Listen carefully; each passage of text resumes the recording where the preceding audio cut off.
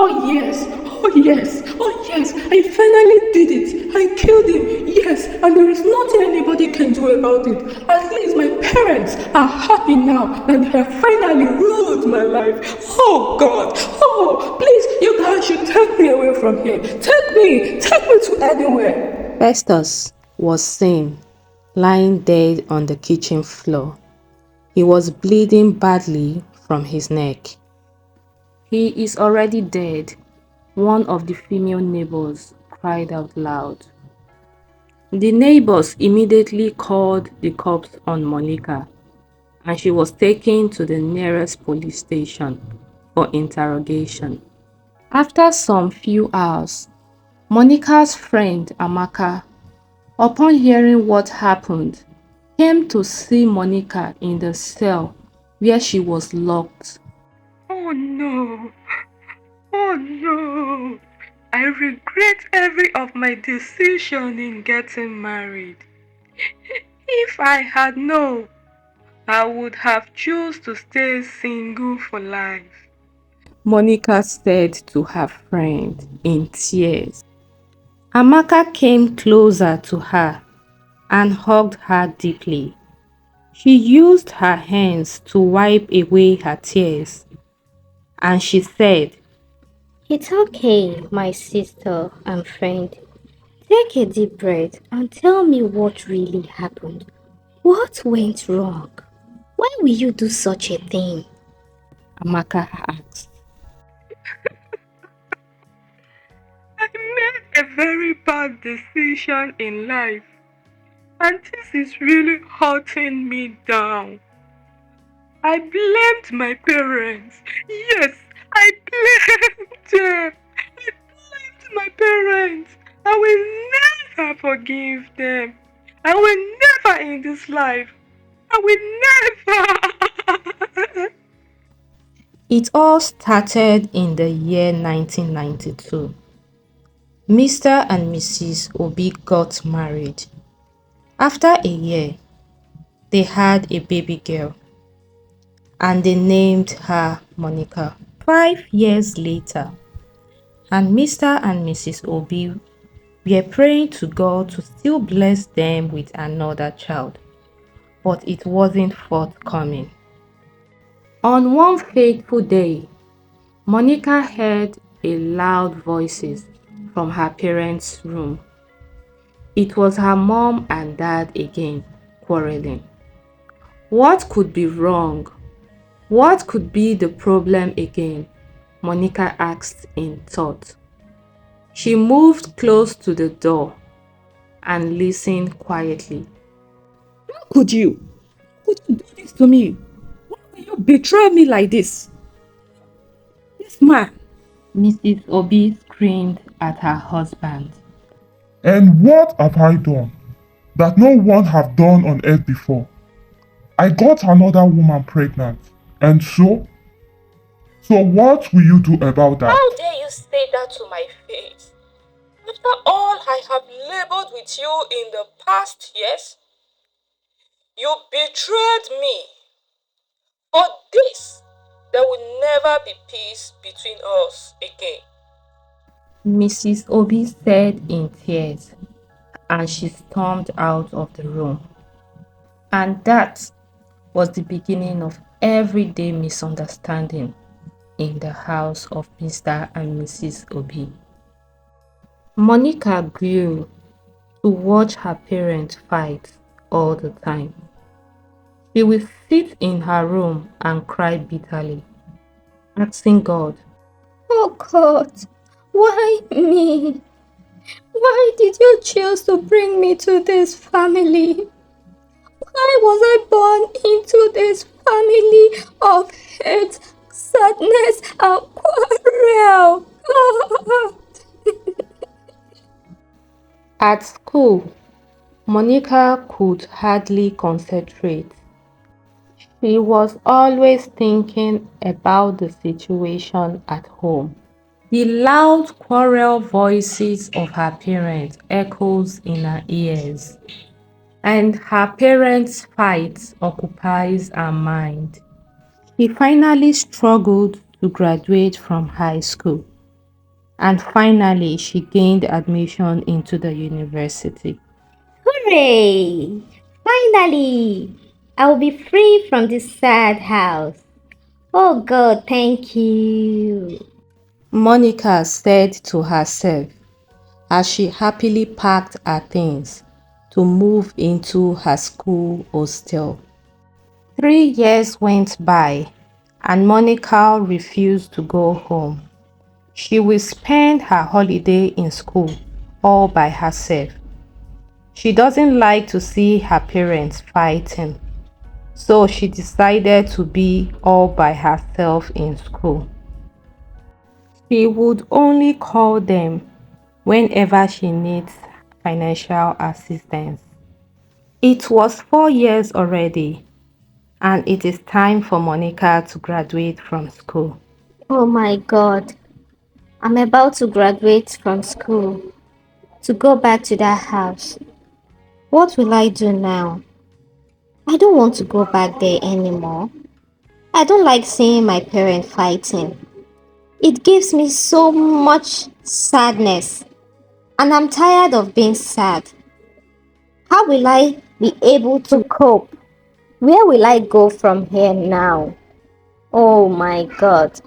Monica said as she was walking along the road. She was almost hit by a car.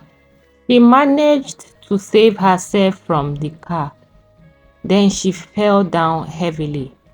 Immediately, she stood up and rushed to the driver. Can't you see? Do you want to injure me? She shouted at the driver. The driver immediately rushed out of the car and went to meet Monica. Are you okay? What is the problem? You were on the road deep in thought. Anyways, I am Festus. The driver said as he stretched his hands to greet Monica. Monica stared at him and smiled. Hi, I am Monica. Nice to meet you. Thank you for asking. I am very much okay now. But next time, please try to watch out for people walking on the road. Monica said, Ha ha ha ha. Oh, come of it. I am a very much careful driver.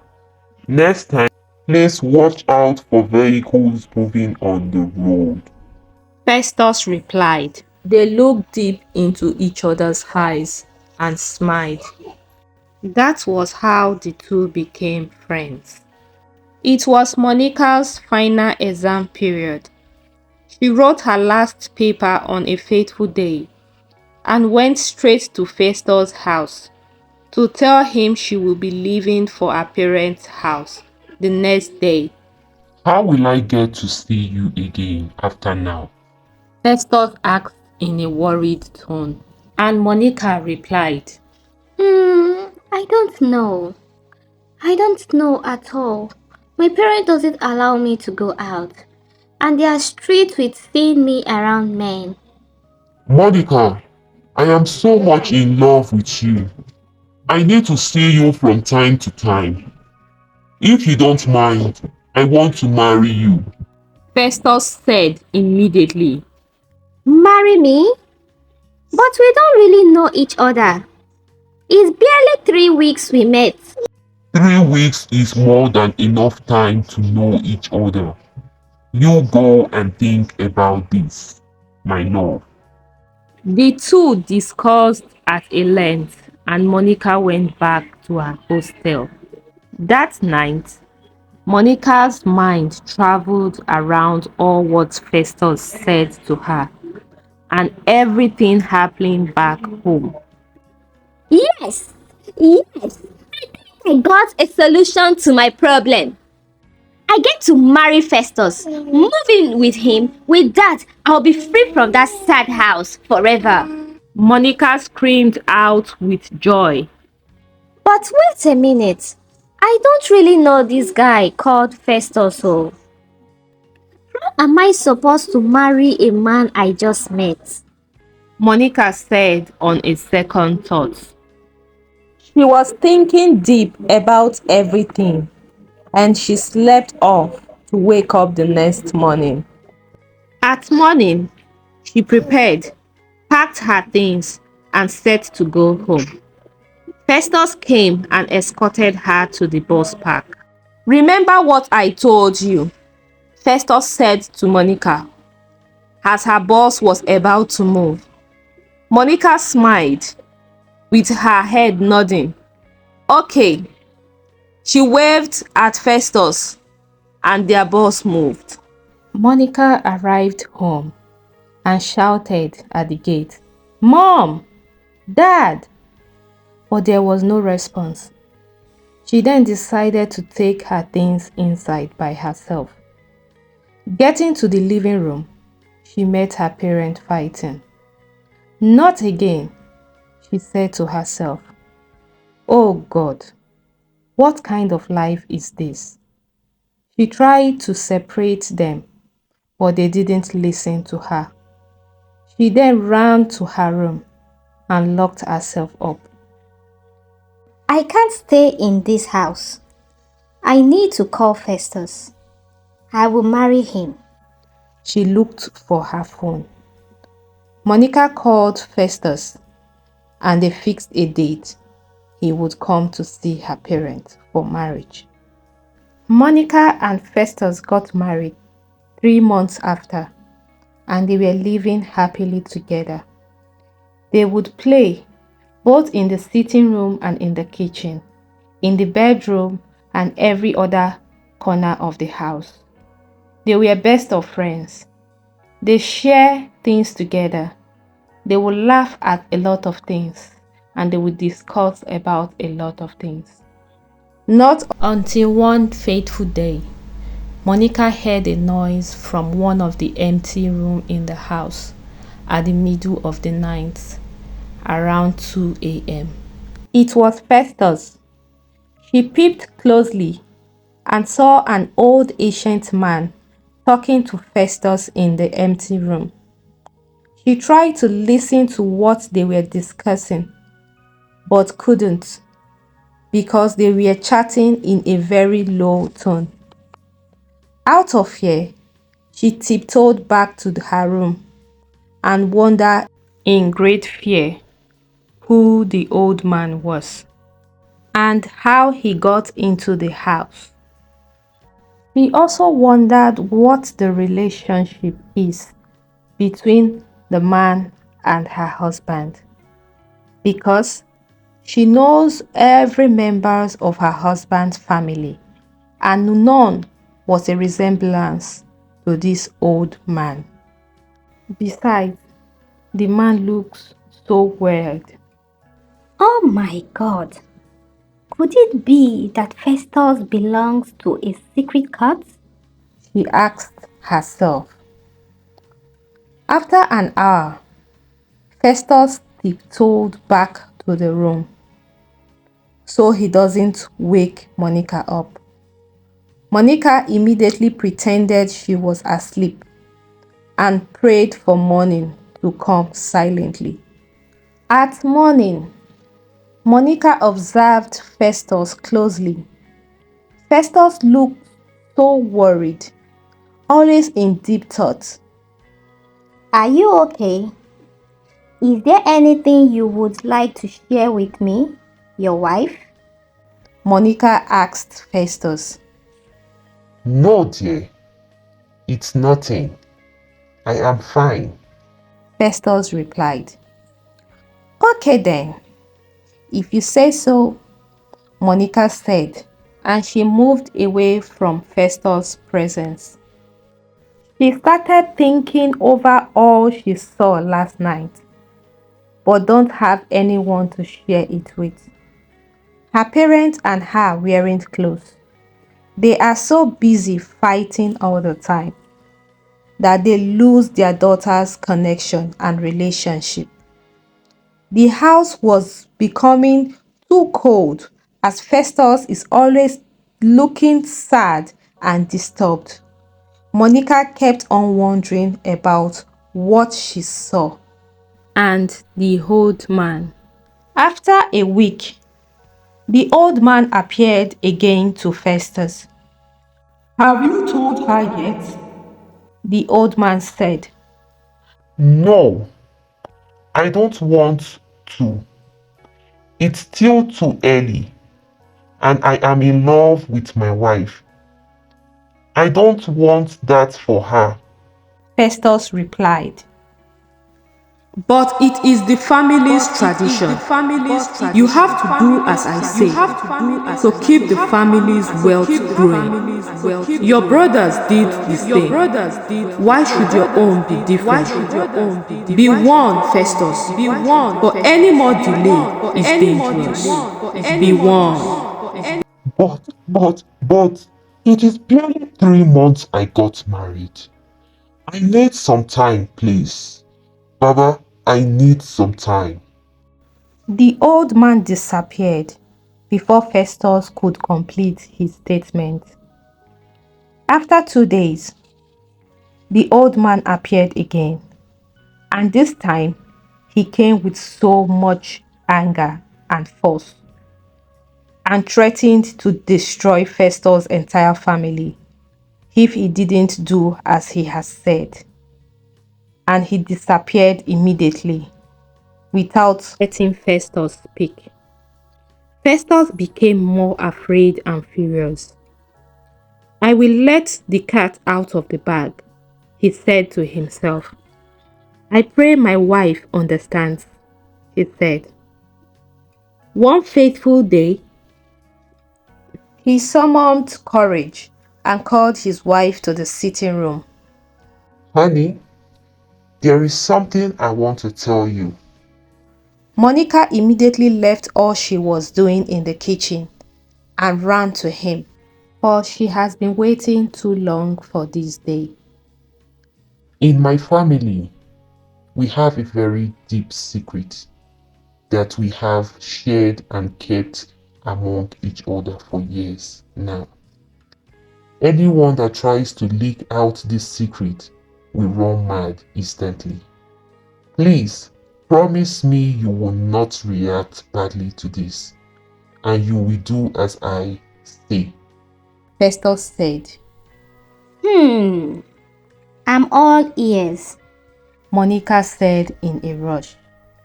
In my family, the secret of our wealth came from my grandfather. He is a leader of a powerful secret cult. He initiated every members of the family in exchange for wealth.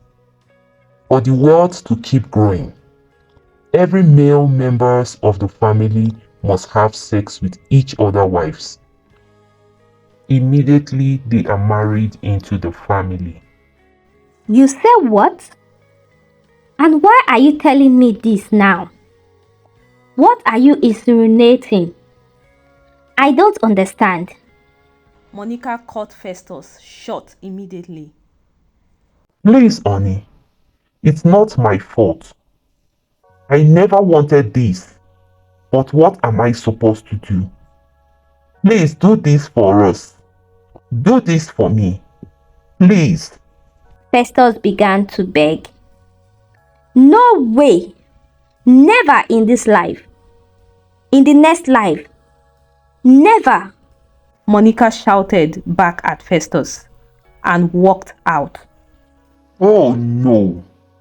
What am I going to do now? Festus burst into a loud cry. I already told her.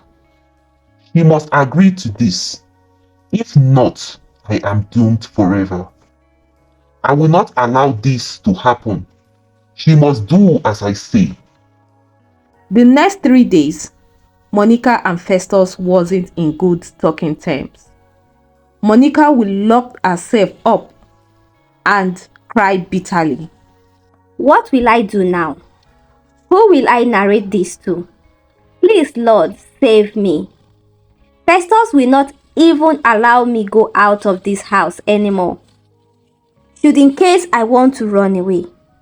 Lord, I need your direction, please. Festus, on his own part, was running out of time.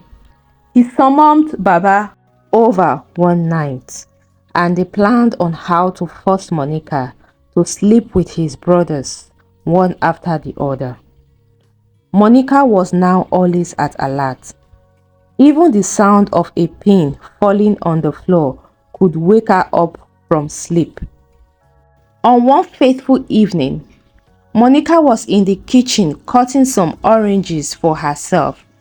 She noticed Festus running towards her with a speed, and in his right hand he was holding an injection syringe in which he wanted to use to inject her to sleep so that he could invite his brothers to lay with her. Out of great fear, she screamed loud and immediately used the knife she was holding to pierce Festus' throat and started shouting aloud. Festus immediately fell down and died instantly.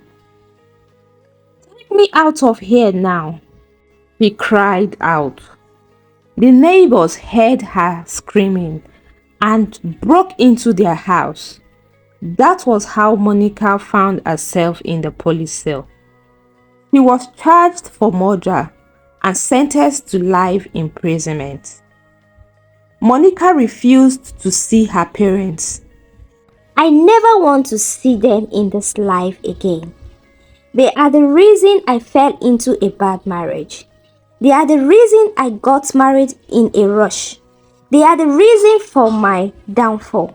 They are the reason I am here today. To all parents out there, learn to be at peace with your spouse. If not for anything, but for the sake of your children, let them grow in a lovable environment. Monica cried out loud in the courtroom.